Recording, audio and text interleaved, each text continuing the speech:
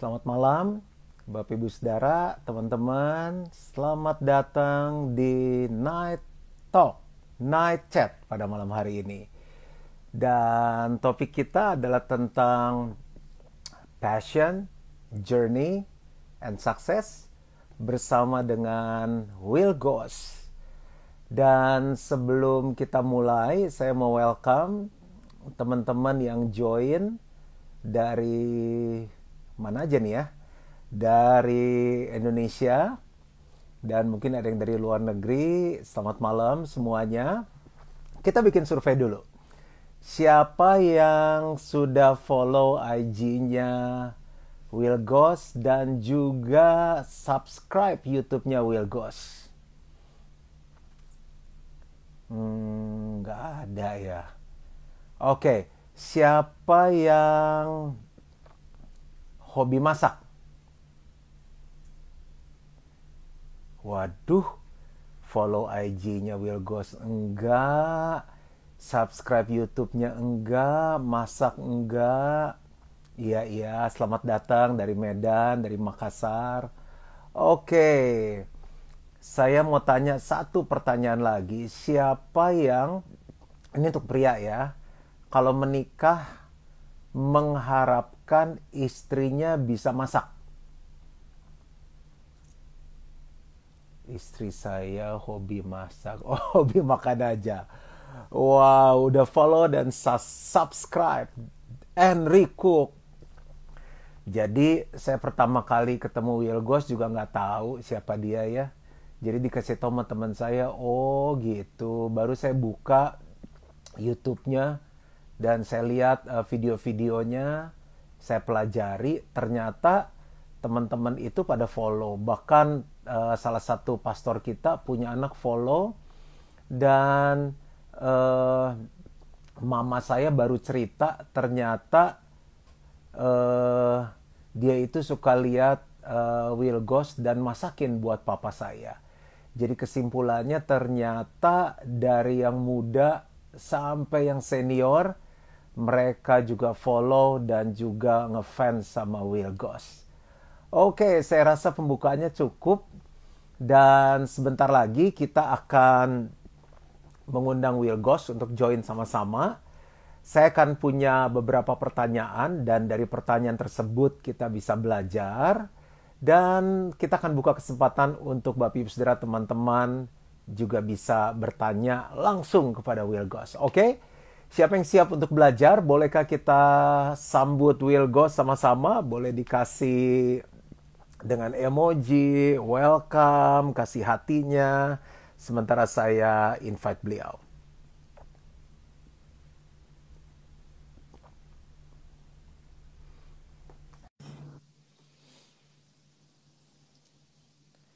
Oh, bakso gorengnya enak. Kita tunggu sebentar. Dan saya percaya pasti kita akan belajar banyak hal malam hari ini. Saya berapa kali sepedaan dan ngobrol-ngobrol, nanya, dan saya melihat ada banyak hal yang rasanya kalau beliau sharing, kita akan bisa belajar banyak hal.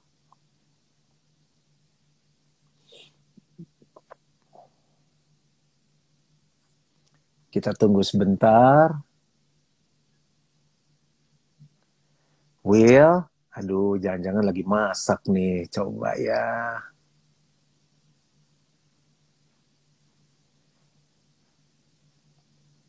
Saya udah send request-nya. Will Goss. Oke, oh itu tuh Will Goss invite. Saya udah invite.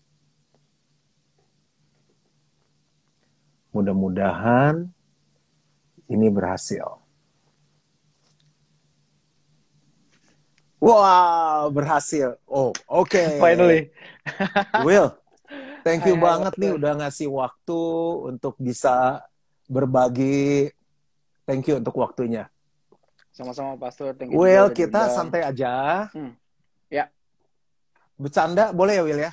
boleh. Karena kalau ditanya ayat, jujur saya nggak ada yang hafal, Pastor. Oke. Jadi santai. Tapi kalau nyanyi oke kan, Will? Nyanyi, nggak bisa, Pastor. Bisanya Heeh. cuman ngiris, Oh gitu. masak, numis, manggang. Nah, itu saya bisa. Mm-mm. Oke. Akhir waktu kita sepeda bareng, kamu cerita bahwa saya bilang, Will, kamu tuh masak, makan, tapi badannya kurus. Nah, kamu kasih saya Hmm. rahasia. Pokoknya kalau Ya. makan apa-apa, Hmm. selalu setengah. Benar nggak, Will? That's the key. Especially yang eh, apa namanya karbonya itu tinggi banget ya kan kadarnya dan kalorinya tinggi, such as bakmi ya kan, nasi padang atau apapun. Makanya gue selalu kurangin porsinya setengah, Pastor. Kayak bakmi setengah, nasi padang nasinya setengah, tapi bahkan sepertiga gitu. Mostly setengah sih, lauknya full gitu. Kayak gitu sih cara gue.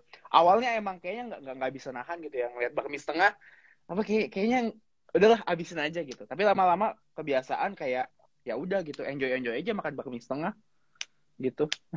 Oke, so guys yang sekarang lagi bergumul untuk kurus, ngobat, nyuntik, lain-lain bisa dicoba cara ini Ya ampun. setengah. Tapi itu mungkin saya nggak tahu yang sehari makannya 7 kali, apakah tetap berhasil setengah porsi. Dan untuk opening yang kedua adalah kan kita pernah Hmm, ngobrol-ngobrol, Will, kenapa sih nggak bikin hmm, restoran? Waduh, berat nih gini-gini. Nggak lama kamu hmm. posting buka Bami, Will. Mungkin bisa dikenalin Ya. dulu tuh Bami yang di selatan tuh, Hmm, Will. hmm. Jadi aku join bareng sama 3 partner yang lain. Salah satunya Jejo yang pernah Pastor undang juga, ya kan, di Night Talk seperti ini. Terus 2-nya lagi juga teman Jejo. Basically kita berempat kepikiran, mereka bertiga dulu sih kepikiran bikin bakmi, and then aku kepikiran untuk join mereka karena aku juga suka bakmi dan aku kenal Jejo. Jadi why not kita gabung jadi satu untuk bikin kedai bakmi. So kenapa kita buka di selatan? Pertama karena tujuannya memang kalau kita compete with bakmi shop yang OG yang udah legendary gitu, I guess sangat berat buat kita. Doesn't matter di dalamnya mungkin ada aku atau Jejo yang mungkin udah lebih well known, lebih dikenal publik, cuman tetap at the end of the day it's all about product gitu. Bukan kita nggak pede sama produk kita, tapi bakmi it's very very common food. Semua orang kritis tentang bakmi favorit mereka masing-masing gitu. That's why kita nggak berani masuk langsung pasar barat maupun utara. That's why kita masuk selatan. Selain untuk apa namanya tujuan branding, di sana memang players untuk bakmi nggak sebanyak di barat maupun utara.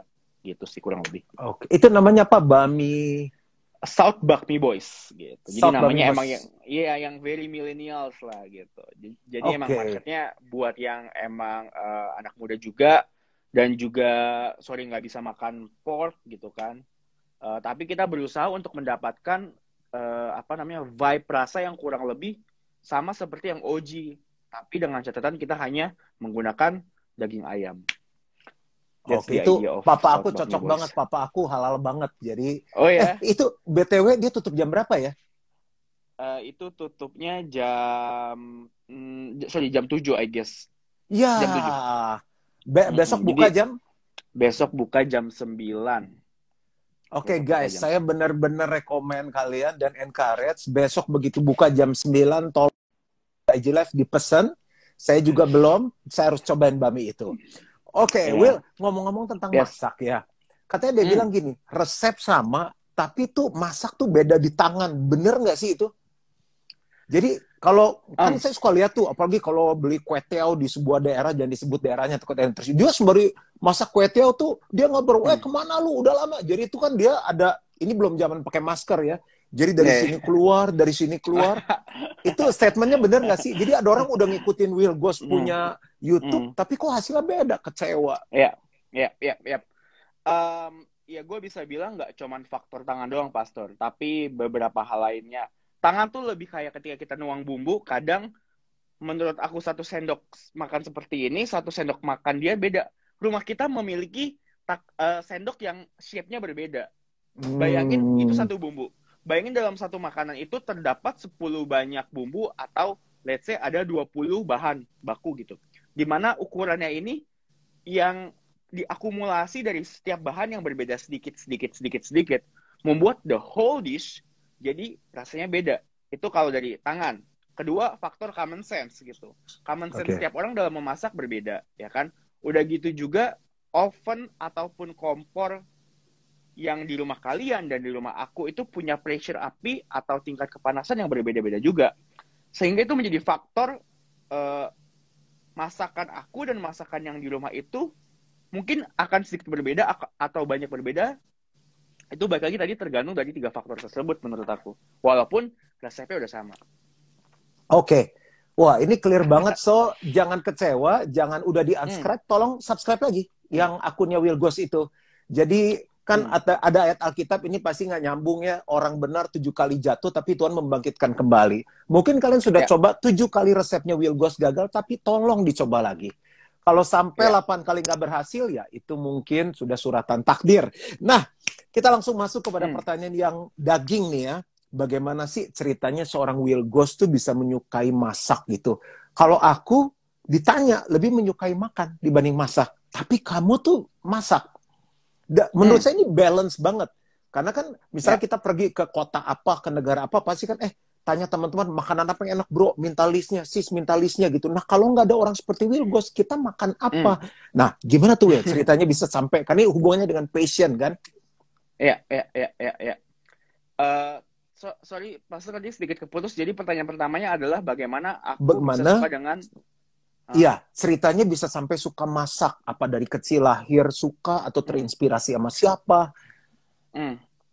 Oke. Ini sering banget sih ditanya sama orang, tapi mungkin di sini banyak yang belum tahu juga. So basically aku dari kecil itu diwajibkan sama nyokap aku untuk makan masakan dia. Kalau enggak pasti dihukum lah gitu kasarnya. Sehingga aku terbiasa makan masakan rumahan, ya tapi tetap ada jajannya juga ya, bukan segalak itu juga. But mostly I eat what my parents cook gitu. And then karena aku terbiasa makan masakan mamaku dari yang aku benci sampai akhirnya aku suka, uh, men-trigger aku untuk mencari tahu bagaimana mama aku bisa menciptakan masakan yang seperti ini yang akhirnya aku suka gitu. So Hmm. dari rasa penasaran itu aku ke dapur mama untuk mencoba untuk mencari tahu gimana cara buatnya, berusaha untuk membantu mama hands on, mungkin dari cara potong-potong. Akhirnya aku mengiris akhirnya aku ikut menumis, masukin bumbu gitu kan. Nah dari situ aku merasa kayak masak tuh fun gitu, mengubah dari bahan mentah, dari berbagai macam bahan mentah menjadi satu makanan yang harmonis gitu. Kadang ini sesuatu yang kita makan tanpa kita sadari eh, apa ya, betapa betapa betapa serunya kalau kita mencoba untuk bukan flashback ya, maksudnya meresapi apa yang kita makan, terus kita urai gitu, oh dari bahan yang begitu banyak gitu loh. Menjadi sebuah makanan yang harmonis yang kita makan tiap hari gitu. Dari situ sih awalnya. And then lanjut lagi aku suka nonton film. Jadi aku suka banget terinspirasi dari film gitu. Aku nonton film Bambino itu cerita di mana seorang pemuda, dia sombong banget, dia merasa dia jago banget masak pasta, and then dia dikirim ke Tokyo sama head chefnya buat belajar lagi, and turn out dia masih nothing. Dan itu reflect banget ke aku dan reflect banget dari yang aku lihat ke banyak orang yang terjun ke dunia kuliner sebagai chef. Mereka belajar awal sekolah segala macam, mereka ngerasa kayaknya so jago banget, so bisa banget. But turn out waktu mereka diterjunkan ke dalam industri, it's different story lagi gitu. Challenge-nya berbeda, Hmm. pressure-nya berbeda, you know.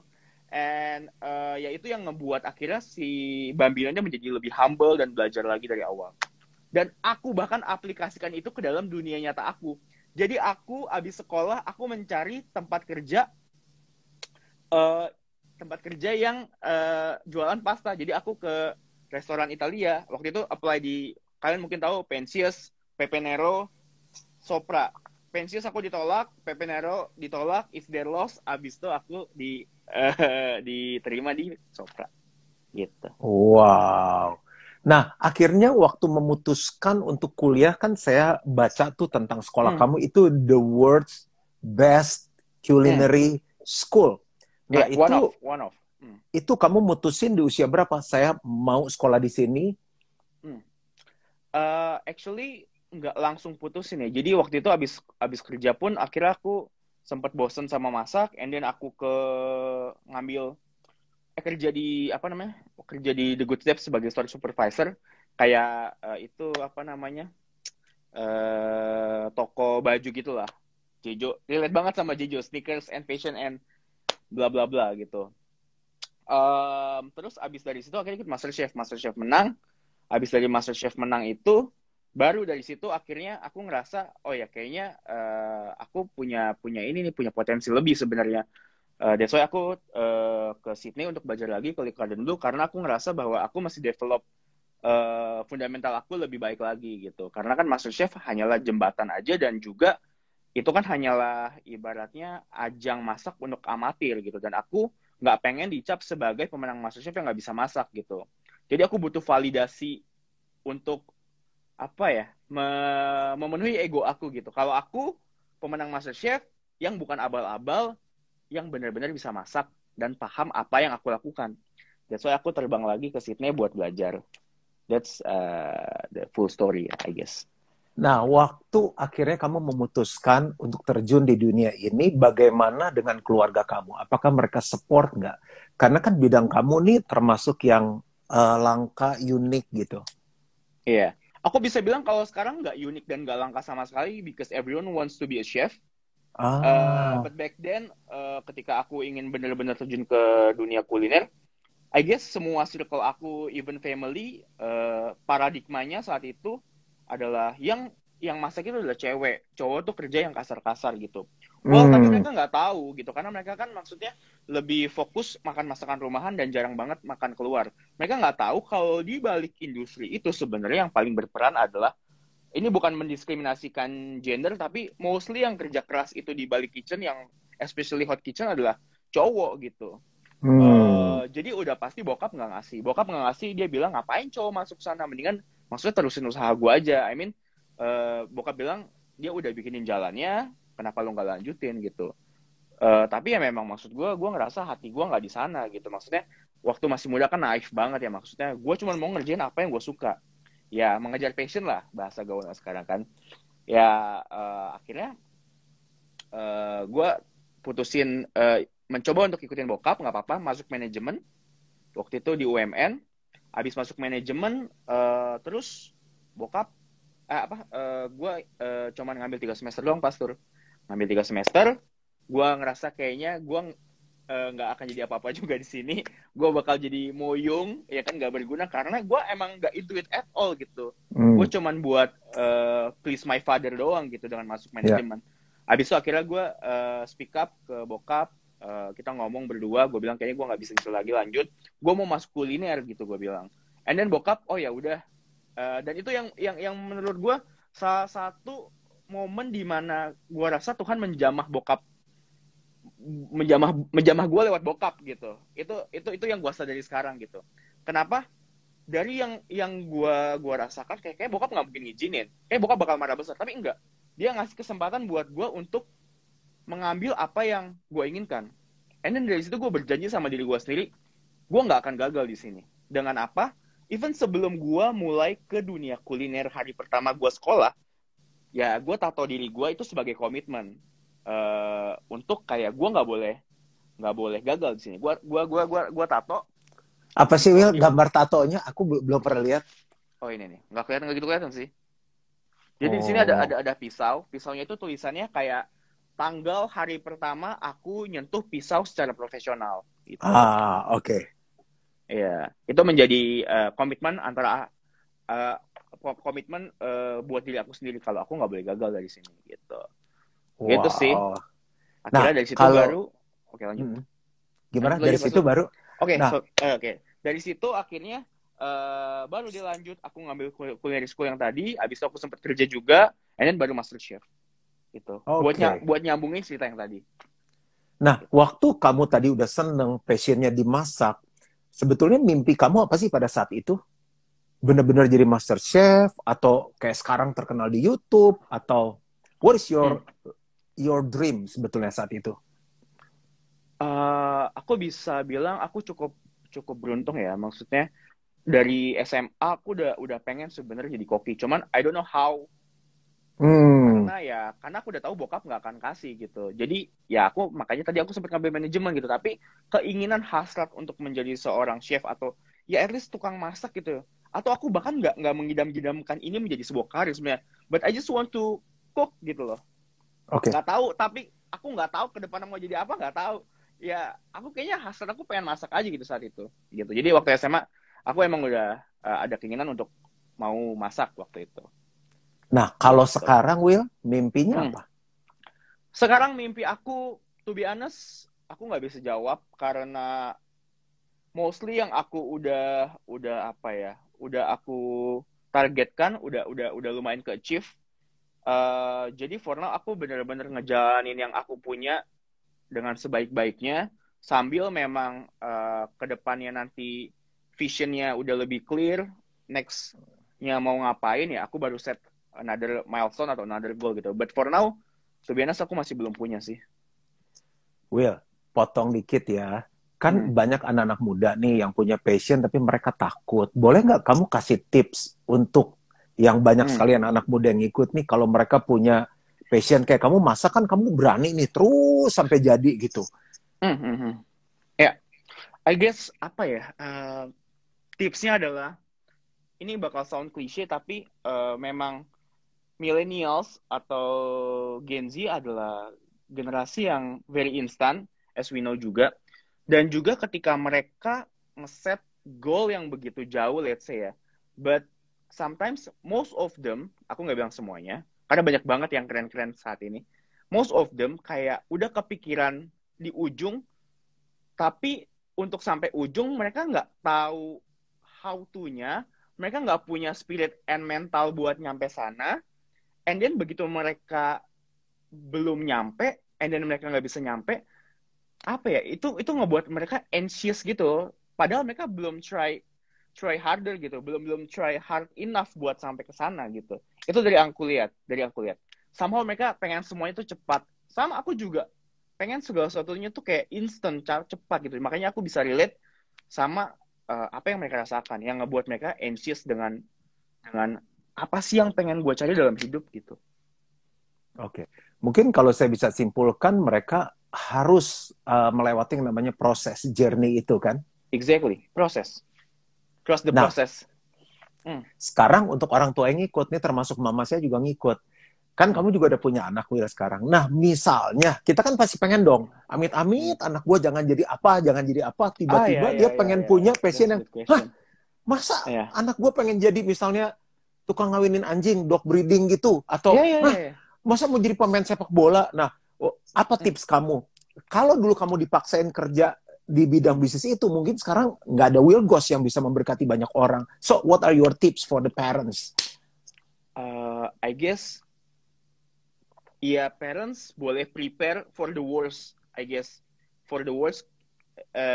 Kalau misalkan amit-amit eventually anaknya failed dan emang udah down banget dan dia nggak bisa I mean nggak punya spirit buat nerusin atau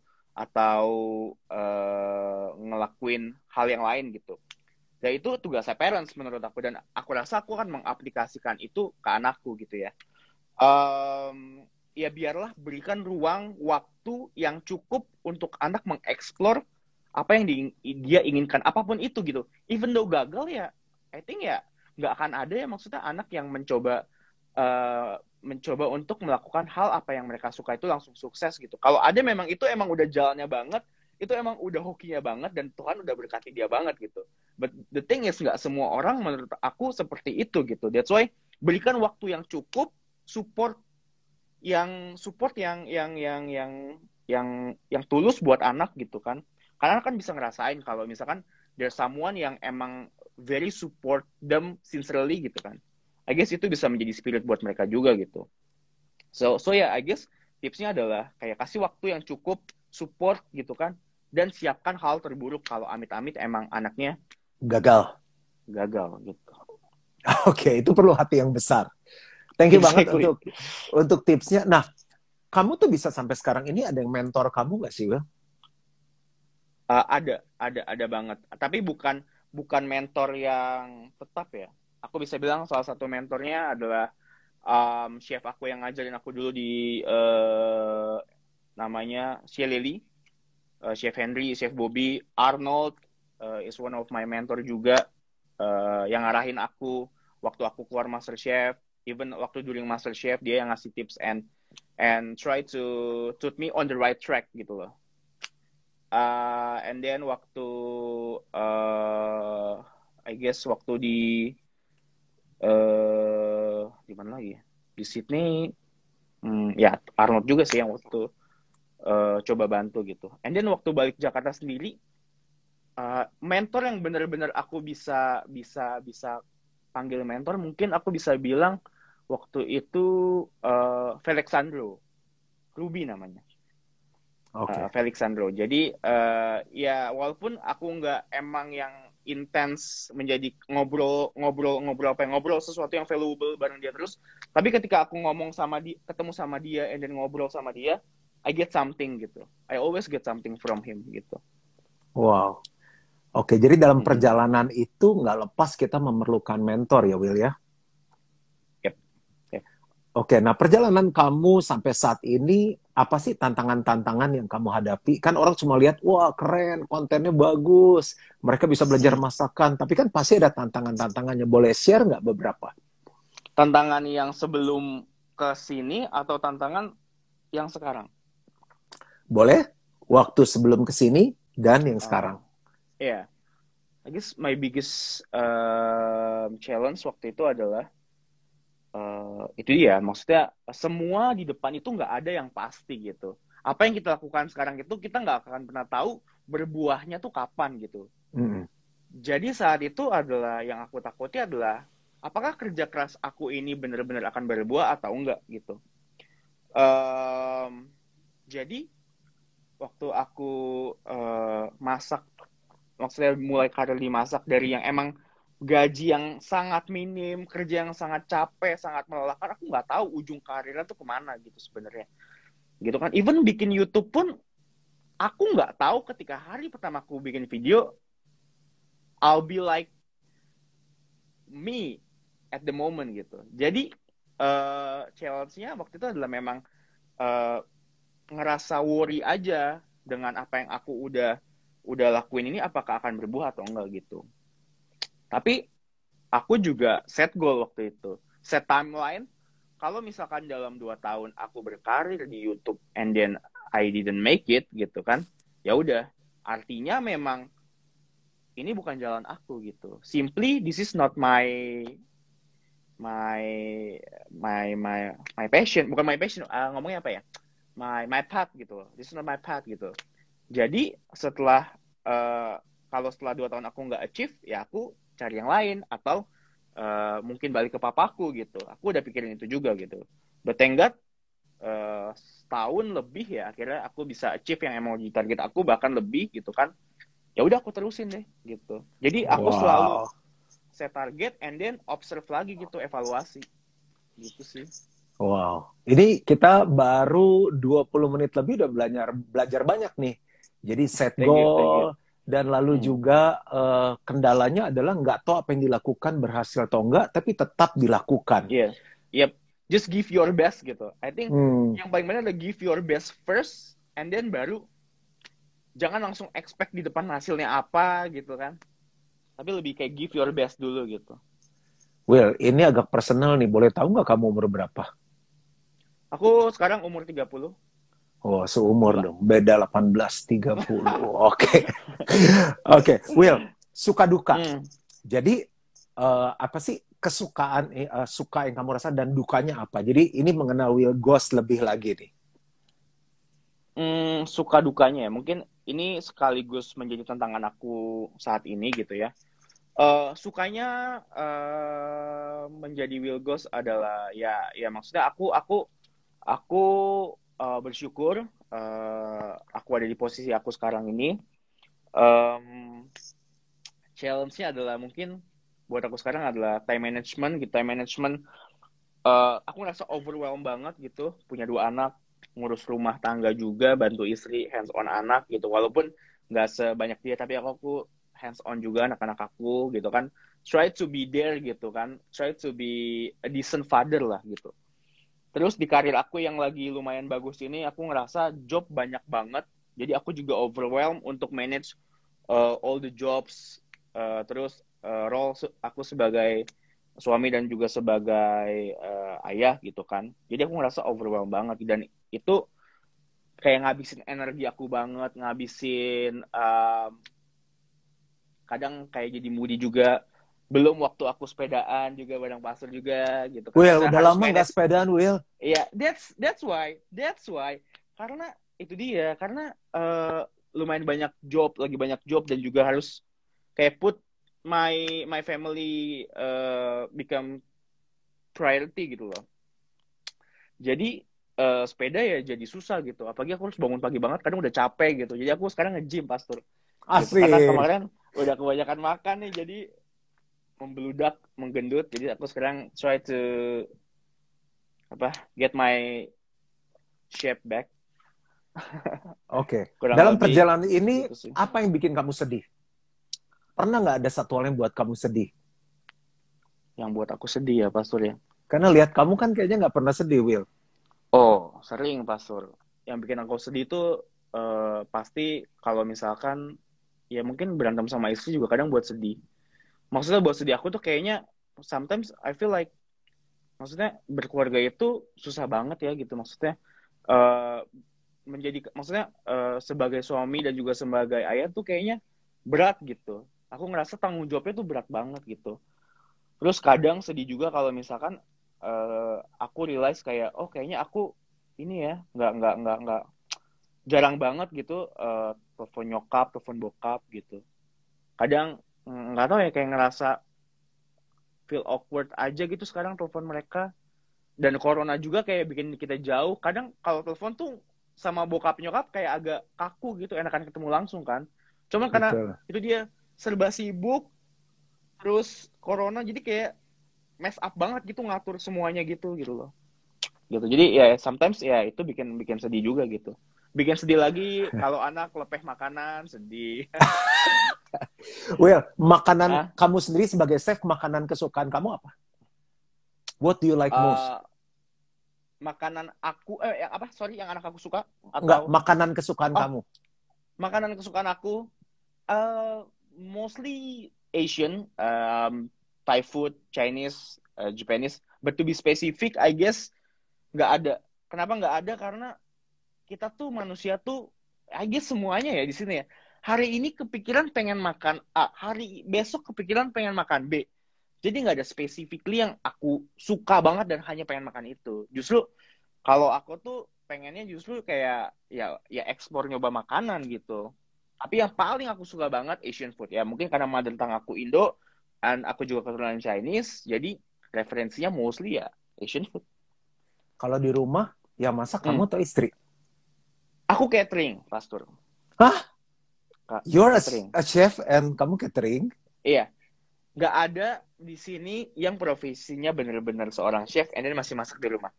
Karena kita udah get tired Oke, gitu, udah capek gitu. Jadi oke. aku catering, but sometimes aku juga masak buat family. Mostly buat anak sih these days. Tapi at least sebulan aku bisa masak 2 sampai 3 kali Wow. gitu buat mereka. Jadi tiap hari aku masak tapi untuk konten gitu. Oke, oke. Senang banget sih lihat konten kamu keren, bahkan yang Thank kamu you. buat di IG juga asik banget. Thank you. Ada yang bercandanya, ada yang Iya, iya. edukatifnya. Nah, ini masuk ke pertanyaan berikut. Yes. Bagaimana Will Ghost tuh bisa berpikir masuk ke YouTube gitu? Ini kan Hmm. kita pernah bikin acara Will, namanya Kids Carnaval. Wah, banyak banget anak-anak, kayak satu hall gereja kita penuh. Ditanya, siapa yang mau jadi dokter? Nggak ada yang angkat tangan. Yang mau jadi pengusaha? Nggak ada. Jadi pendeta? Apalagi. Siapa yang mau jadi YouTuber? 90% lebih angkat tangan. Hampir pingsan Hmm. aku. Nah, ternyata ada Ah, seorang Will Ghost yang sukses dan memberkati orang. Itu orang ngasih ide. Karena aku juga kan khotbahku dimasukin YouTube. Itu bukan karena aku. Karena hmm. ada seseorang yang bilang, kok masukin YouTube, masukin YouTube. Akhirnya dibantuin, ternyata memberkati banyak orang. Nah, kalau Yep. kamu ceritanya gimana? Mungkin bisa menginspirasi banyak orang. Iya, iya. Jujur waktu itu karena aku mungkin di sini udah ada yang tahu, mungkin ada juga yang belum. Aku MBA basically. Jadi waktu itu aku udah punya tanggungan satu anak, satu istri, and I was thinking very hard how to feed them, how to provide them, ya kan? And then like F&B ya saat itu cukup bagus lah. Kalau sekarang kan agak susah ya corona, jadi F&B game is very hard these days. Tapi back then is very good gitu. Tapi nggak segampang itu juga gitu. Aku bukan berusaha mencari duit mudah, enggak. Tapi karena aku dengar being YouTuber is fun dan juga hasilnya very good gitu. Tapi kan back again aku nggak tahu kapan akhirnya aku bisa besar gitu di YouTube ya kan. Tapi ya at least yang aku bilang at least I give it a try dulu gitu. Dan akhirnya aku mulailah belajar selama 3 bulan. Jadi untuk bikin Oh, itu belajar ya? YouTube, Khusus belajar tapi itu ya? nggak semua orang harus belajar. Itu balik Oke. how you want to apa ya namanya package bukan package how you want to show your video gitu. Maksudnya Oke. seberapa bagus video yang ingin lo tampilkan itu kan balik lagi ke elunya. Seberapa bagus produksinya. Dan untuk gua akhirnya decide untuk menjadi YouTuber atau bikin video masak adalah ya gue belajar dulu 3 bulan. Belajarnya apa? Gimana cara ngedit, gimana cara nge-shoot, gimana cara gue mengoperasikan kamera. Karena kan gue nggak ada basic video, gue nggak ada basic edit. Dan kalau Ah, kalian bener-bener niat bikin sesuatu, apapun industrinya, ya kan di YouTube tuh semua ada gitu. Bener-bener literally semuanya ada di YouTube and it's free gitu. Jadi baik lagi ke kalian, seberapa keras kalian ingin belajar gitu kan. Jadi aku pengen set kualitas YouTube aku tuh di titik ini gitu. Jadi untuk mencapai titik ini, aku masih spend 3 bulan buat belajar semuanya dulu, baru oke. akhirnya aku finally bikin si YouTube channel ini dan produksi atau produce videonya, Pastor. Gitu. Wow, Ya, tiga I bulan guess, ya. I guess triggernya pasti adalah karena aku punya tanggung jawab yang besar dan juga aku harus provide them. Jadi salah satu yang aku ambil adalah si YouTube ini. Karena tak kenapa aku ngerasa aku punya skill masak yang bisa aku utilize dan aku belajar gimana cara ngambil gambar dan ngedit. Jadi kedua skill tersebut aku gabungkan, jadilah YouTube channel aku ini. Wow. Sekarang timnya berapa orang kalau produce gitu? Sekarang total sama aku 4. Awalnya sendirian doang. Jadi aku masak, nge-shoot, ngedit, masak, nge-shoot, ngedit. Bayangin itu selama 8 bulan kayak gitu tanpa ada kepastian apakah YouTube aku ini akan meledak. Wow. Gitu. Jadi ya itu dia gitu. Ya walaupun di dalam 8 bulan itu ada keraguan pasti di setiap bulannya. Terusin gak ya? Terusin gak ya? Dan aku yakin itu yang dirasakan oleh banyak orang saat ini gitu. Maksudnya ketika mereka mulai melakukan apa yang mereka benar-benar sukai, even tanpa support, even tanpa hasil yang pasti ke depannya akan seperti apa gitu kan. Tapi ya berikan waktu yang proper untuk kalian benar-benar memberikan yang terbaik gitu. Because I believe nggak mungkin lah gitu. Very cliche tapi nggak mungkin kerja keras tuh mengkhianati tuh kayaknya nggak mungkin sih. Emang selalu akan ada hasilnya, I guess. Wow. Saya masih ingat kurang lebih tahun 2020 ya, waktu kamu hit 1 juta ya, Will. Iya, Was it iya. last year? I guess iya last year ya. Itu Perasaan kamu gimana, Will? Begitu deng satu, apa kamu memang udah expect itu? Pasti. expect yes, tapi aku nggak expect secepat itu. Jadi aku benar-benar dapat apa ya? Dapat blessing di saat pandemi ini ya. Karena everyone stay at home and then they get bored and then they cook gitu loh. And then when they want to cook, they open YouTube application and they watch cooking video dan aku muncul di home-nya mereka mungkin gitu kan atau mereka finally direkomendasiin dari mulut ke mulut check Will Ghost gitu. And then finally aku meledak during pandemic sih. Like Wow. it was crazy sih. Buat sampai ke 500.000 subscriber itu it took like almost 2 years kalau nggak salah ya. And then buat nyampe ke 1 juta itu cuman within like 5 months. Jadi segila Wow. itu sebenarnya. Segila itu waktu itu. Jadi blessing in disguise, I guess. So guys, ada harapan nih malam hari ini ya. Kita Will Ghost terbuka ngasih rahasianya semua dan menurut saya nggak ada salahnya kita mencoba. Will, kita punya 5 menit sebelum kita buka pertanyaan karena saya lihat banyak pertanyaan. Sure. Kamu tuh ketemu istrimu di mana sih, Will? Aku ketemu istri aku Di Semarang. Jadi gini, awalnya aku tahu dia itu dari teman aku. Dulu zamannya BlackBerry, you know, Ya, aku buka kontak BlackBerry teman aku. iya. Terus ada nih siapa nih yang cantik? Oh ya Maria Karina. Boleh nggak minta pin BB-nya? Ya, ayah genit lah. Very ya genit banget lah aku gitu. Terus aku minta kontaknya, aku ajak kenalan. Ternyata dia udah punya cowok saat itu. Ya udah, karena punya cowok aku tidak ingin merusak hubungan orang. Ya udah aku diemin. And then setelah Cie. 5 tahun kemudian, waktu itu jujur aku masih pacaran sebenarnya. Aku Wah, masih parah pacaran. lu ya. Udah. Wait. Terus jarang cowok ngaku genit loh. Aku tuh Ya genit belum, gitu. Ini pertama kali saya ketemu tamu ngaku genit. Oke, terus Will. belum selesai ceritanya. Oke, abis itu aku sadar aku punya cewek waktu itu. Aku di Semarang, aku jadi konsultan buat restoran namanya Rastiko. Oke. Dan ya basically I feel lonely gitu. I feel lonely and then aku main Instagram, aku scroll tiba-tiba si Maria kali ini kan aku follow juga. And then dia ke Hmm. Semarang gitu. Dia ke Semarang buat buat kulineran kalau nggak salah. And then aku Ya. ajak ketemu gitu. And then kita ngobrol-ngobrol biasa doang. Benar-benar biasa aja. Aku nggak even flirting, aku nggak even godain, nggak ada. Pokoknya cuma ketemu.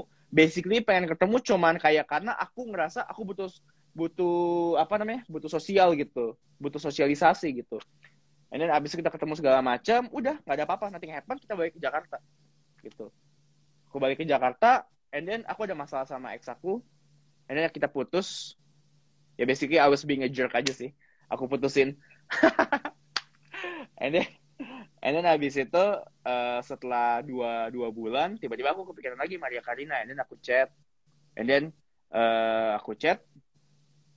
Waktu itu aku chat gara-gara ada yang nawarin campaign, bukan campaign, ada yang mau bikin event brunch gitu dari chef New Zealand gitu. And then aku coba undang dia sama beberapa teman food blogger lainnya gitu. Basically itu sih ceritanya kenapa bisa ketemu istri aku.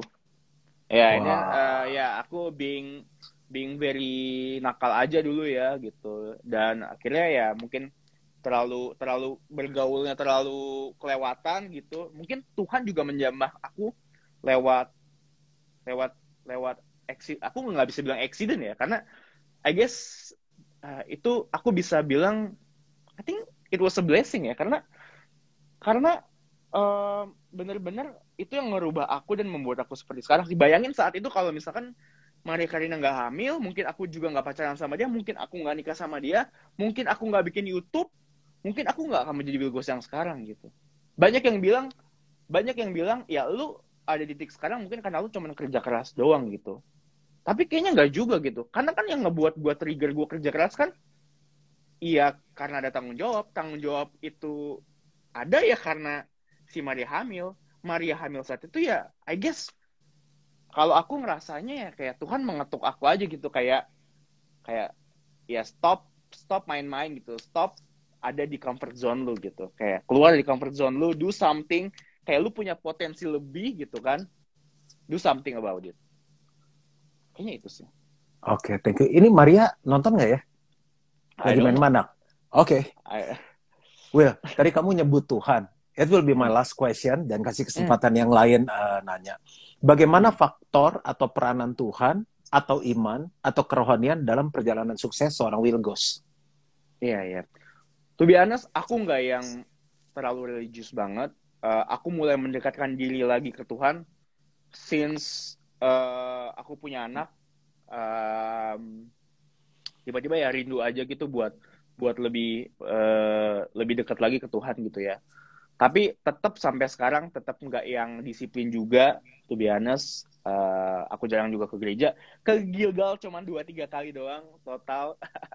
Pernah ke Gilgal juga waktu itu. Tapi aku sekarang masuk ke komunitas Fuse gitu. Try to be there walaupun sekarang lagi pandemi juga gitu. At least kita bisa sharing. Kadang sharingnya juga tentang lebih ke daily life juga yang cukup cukup ringan gitu. Tapi it's good to be a part of that family gitu, karena ya kita saling support aja basically, walaupun bukan yang support banget yang teman dekat akrabat, enggak, cuman at least ada community yang sepertinya exist yang bisa ya saling support gitu, give and take aja gitu I guess ya itu sih paling. Hmm. Bagi seorang Will Goss, Yesus itu siapa?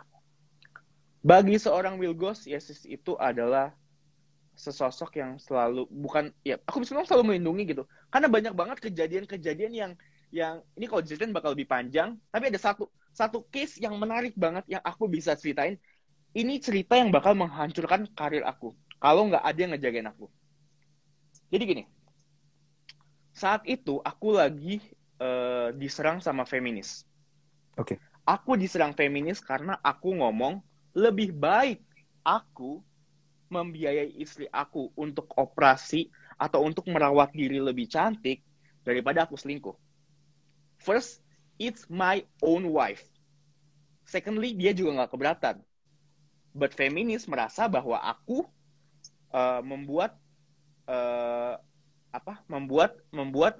paradigma bahwa cewek tuh hanyalah sebagai makhluk visual hanya untuk bahan seksual gitu. Itu menurut mereka, tapi tidak menurut pandangan aku.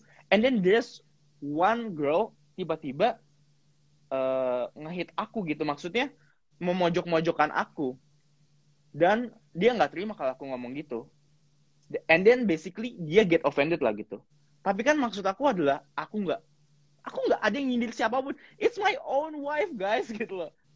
Nah terus satu sisi aku sadari posisi aku sebagai public figure, which kalau aku nyerang dia balik, aku yang abis. But then aku pikir ya se-public figure orang ya I'm still human, right? Ketika ada yang mukul ya gue pukul balik. Masa public figure kalau dipukul nggak boleh pukul balik? Kalau ada yang ngatain gue balik, masa public figure nggak boleh ngatain balik? Berat banget, masa nggak boleh? Kayak, come on, it's not fair gitu kan. And then aku katain balik. Like literally parah kata-katanya. Dan itu aku mention dia dan aku pengen post di IG story. Itu parah banget kata-katanya. Sangat nyakitin, sangat childish. Tapi saat itu aku in not a good condition. Kayak aku very kebakar panas banget gitu. Aku kesel banget. But you know what? Itu nggak kekirim. Tiba-tiba kayak gagal gitu, connection apa gitu gagal, dan aku pengen hapus itu. Tiba-tiba aku mikir gila ya, kalau ini sampai ke post karir gue abis, kayaknya gue bakal diserang habis-habisan. And then aku hapus, nggak bisa juga kehapus gitu, tapi untungnya belum kekirim. And then aku akhirnya cari cara gimana kehapus, and then finally bisa kehapus. Dan di situ bayangin, itu out of sudden, kok bisa internet lagi bagus, provider connection bagus, kok bisa nggak kekirim, Instagram juga nggak down tuh, biasa-biasa aja. And I believe ya, back then there was someone which is Holy Spirit yang protect me gitu menurut aku. Ya walaupun gimana ya, kadang kalau cerita yang something yang very spiritual gini, orang kan kayak ngeliatnya dari luar kayak, gitu kan. Ya, tapi yang ini emang yang aku rasain dan bisa aku share sih. Wow. Thanks for sharing, Will. Welcome, Pastor. Oke, sekarang kita buka pertanyaan 12 menit terakhir untuk teman-teman. Tadi saya ada baca satu pertanyaan, bisa minta tips nggak untuk chef-chef pemula? Mungkin satu tips aja supaya yang lain juga boleh bebas bertanya. Silakan, Will. I guess kalau masih awal banget ya, you do you. I mean, apapun yang pengen lo lakuin, apapun yang pengen lo coba, kerja dimanapun, ekspor apapun, pengen coba jualan, pengen coba do anything yang emang lo pengen lakuin, ya just do it, I guess. Jangan punya expectation selalu berhasil. Prepare yourself buat gagal. Even di level gue juga kalau masak suka banyak gagal sebenarnya gitu. Dan kalau gagal kita abis udah record ya udah kita ulang gitu dari awal lagi.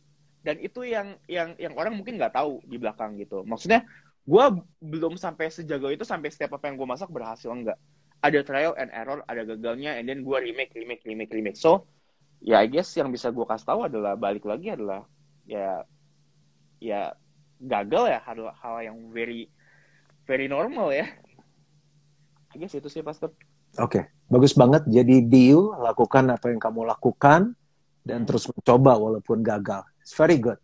Silakan kalau ada pertanyaan-pertanyaan yang mau disampaikan. Will, konten kamu yang makanan yang paling meledak itu masakan apa, Will? Ada dua. Satu fried chicken, And then the other one itu adalah apa namanya tuh, nasi telur ayong.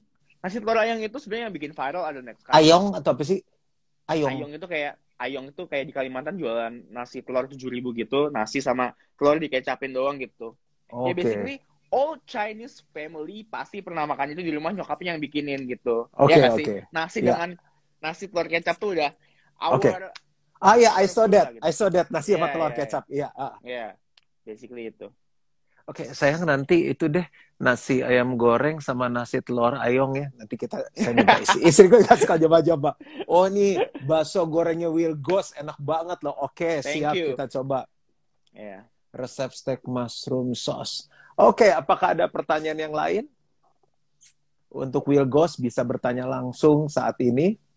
Oh, itu tadi Will Ghost kalau lagi santai ngapain katanya? Santai, main HP pastinya. Main HP, sometimes langsung tidur nonton. Mostly abis kerja main nonton dulu apa sama Will anak. paling suka? Nonton Netflix mostly. Kemarin lagi ngikutin seriesnya, ya lagi hype Korean ya ikutan, pasti nonton Korean juga. Kemarin gue ada satu film nonton satu film bagus. Aduh gue lupa lagi judulnya. Korea juga sih, Korea juga. Dan ini Move to Heaven. tentang no. Bukan Move to Heaven. Ini Sweet Sour. Itu plot itu kan cuma twistnya satu lumayan. seri. Bagus ya? Satu seri bener, bukan seri, satu seri bener. Iya. Menurut gue plot twistnya bagus sih, ringan tapi ya bagus aja gitu. Nggak ada value yang gimana banget, cuman gue suka aja gitu. Begitu ekspektasi gue dipatahkan oleh jalan cerita tuh gue suka banget. Oke, aku nonton malam ini Sweet and Sour. Oke.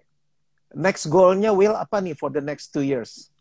For the next 2 years, good question. I guess tadi gue sempat bilang belum kepikiran apa-apa, sebenarnya ada, tapi gue nggak mau sounding dulu karena takut apa ya? Takut kalau nggak kejadian takut aja kalau nggak kejadian gitu ya. Ada, tapi intinya gue nggak bisa share sekarang sih karena it's still confidential. Tapi intinya masih berhubungan dengan perkontenan, content creation. Yang bisa gue bocorin, paling gue bakal set up satu tim lagi buat bikin ada satu project lagi. Dah, that's all yang bisa gue share. Oke, money management di saat karir lagi bagus gimana bro Will Ghost? Wah. Money management yang paling simpel adalah jangan sampai rekening kalian minus. Make sure every month it's plus. Dan juga ya at least bikin apa ya, kayak hitung, coba kalkulasi gitu kan, maksudnya fixed expensesnya kurang lebih sebulan berapa, and then revenue stream kalian setiap bulan dapat dari mana aja dan kurang lebih berapa gitu. I guess itu dulu kali ya, very basic. Ya, itu tadi yang nanya tuh Patrick, kalau nggak salah namanya Patrick. Kamu coba follow IG-nya Will Ghost. Ada satu konten yang dia tulis, kayaknya pakai slide deh, ada 9-10 tuh tentang keuangan. Itu very good. Thank you ya. Tapi dan saya juga kasih komen di sana. Oh, udah bawa banget ya. Tapi bagus banget. Tapi apa-apa, stok aja. Oke, Will pernah marah nggak sama Tuhan? Waduh, ini pertanyaannya ngeri banget ya.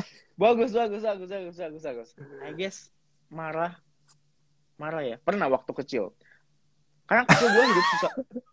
Oh, susah waktu kecil. Oke. Very susah gitu. Nggak very susah, tapi gue bisa bilang nggak nyaman lah gitu. Nggak nyaman. Because my parents ya pekerja keras, tapi mereka sangat strict dengan pengeluaran uang. Mereka sangat hemat. That's why yang membiayai gue bisa ke Liquor dan Blue kan nyokap bokap gitu. Dengan ya savings mereka gitu. So thanks for them juga punya mental and attitude sehemat itu. Kalau dulu kecil gue pasti bilang pelit lu gitu. Tapi ternyata di balik kepelitan nyokap bokap ya ada baiknya gitu. Tadi soalnya apa pertanyaan? Gue malah ngalor ngidul. Pernah marah sama Tuhan? Marah. Iya. Jadi dulu gue sempat marah, kerasa kayak hidup gue susah banget. And then bokap galak banget, jahat banget. Bokap tuh sering apa ya? Verbal bullying kali ya gue bisa bilang ya. Jadi mental gue tuh dulu kena banget karena bokap tuh kalau ngomong tuh selalu pakai kata yang kotor banget gitu dan kasar banget gitu. Tapi ya gue bisa bilang kalau sekarang sih udah nggak ada nyimpen dendam apapun, udah nggak ada pahit-pahitnya, udah nggak ada bitternya juga gitu. Cuman kalau ingat dulu gitu gue maksudnya bertanya-tanya ke Tuhan kenapa hidup gue gini banget gitu. Tapi dibalik ke kekerasan bokap dan kekasaran dia, ya basically ya dia ayah yang bertanggung jawab, keras mendidik, ya dia yang membuat gue punya mental seperti ini sekarang, ya bokap sih gitu. Wow. Oke. Thanks, Will. Ada Welcome. tips nggak untuk melatih mental di kitchen? Mental di kitchen, kerja di industri.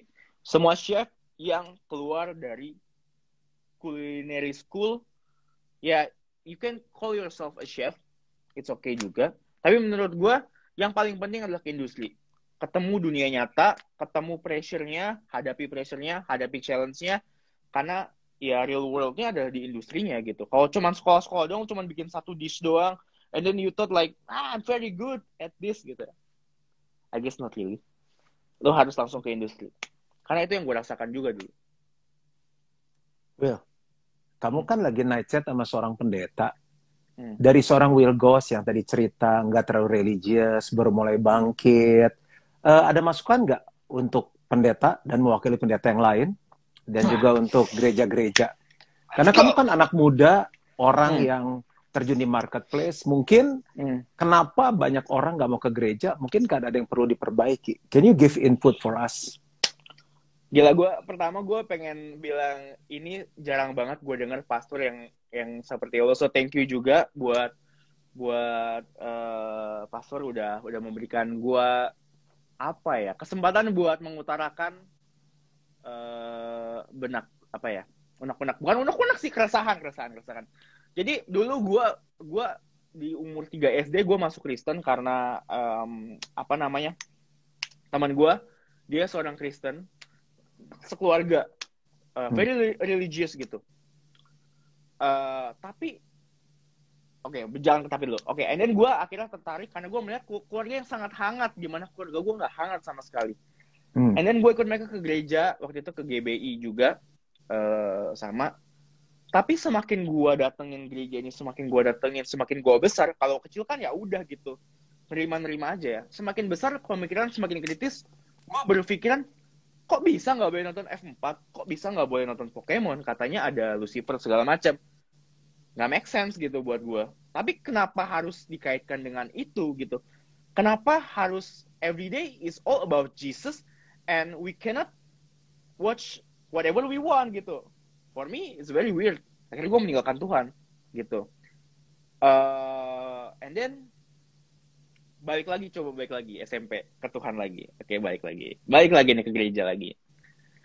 SMP mostly SMP 1, SMP 2 gue ke gereja terus. And then gue dengerin khotbah dia. Ya memang ada value yang bisa gue ambil. Tapi back again, why it's all about money ya gitu. Kenapa it's all about perpuluhan and money, kayak seolah-olah gue harus memberikan banyak banget. Kalau gue berpikir kalau Jesus begitu kuat, Jesus maha besar, Jesus maha pengasih, dia nggak butuh bantuan kita, dia begitu kuat, kenapa dia butuh duit gue gitu. Kenapa lu butuh duit gue? Kayaknya lu nggak butuh duit gue. Ya cuman itu kan waktu SMP dan ya pemikiran juga nggak yang ya sok kritis, tapi ya nggak tahu yang mana benar mana yang salah lah basically. Ya. Ya sekarang kenapa gue balik lagi mencari Tuhan lagi ya, karena ada sesosok yang seperti lu pastor, yang maksudnya yang lebih realistis gitu, lebih yang kayak napak kakinya ke tanah gitu. Karena gue dulu waktu SMP sering banget mendengar kesaksian yang nggak make sense gitu.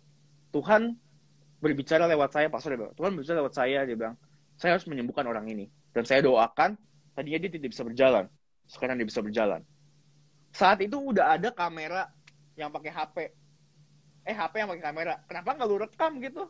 Kenapa kayak waktu itu gua butuh saksi nyata kalau lu emang se-powerful itu, kayak Tuhan memberkati lu dengan power yang begitu hebat gitu.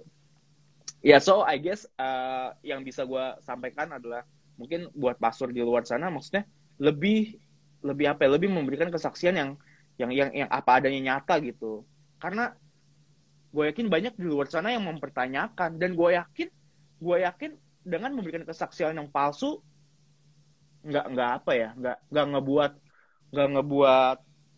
kita tuh jadi respect atau jadi mencari Tuhan lebih dalam menurut gue ya.